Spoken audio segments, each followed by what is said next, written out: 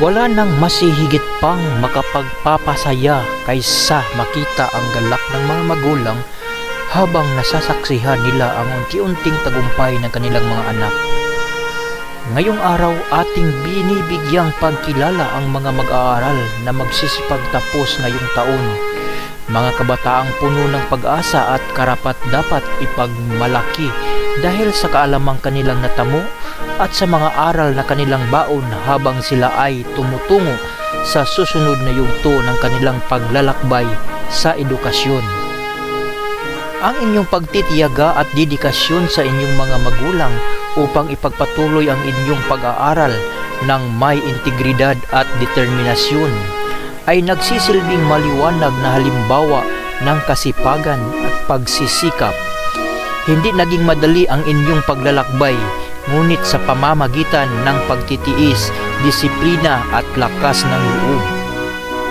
Binibigyang pugay din natin ang mga magulang na walang sawang sumusuporta sa kanilang mga anak.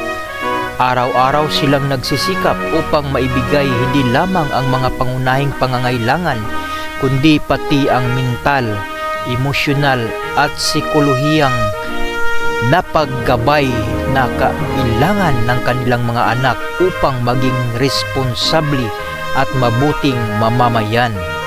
Ang inyong mga sakripisyo, paghihikayat at walang sawang paniniwala sa kakayahan ng inyong mga anak ay may malaking bahagi sa tagumpay na ating ipinagdiriwang ngayon.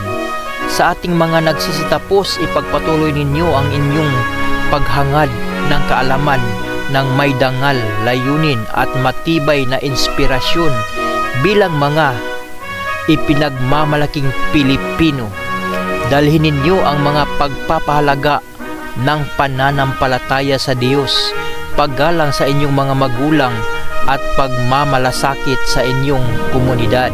Naway magsilbing gabay ang mga pagpapahalagang ito sa pagharapin niyo sa mga hamon at oportunidad na hinaharap.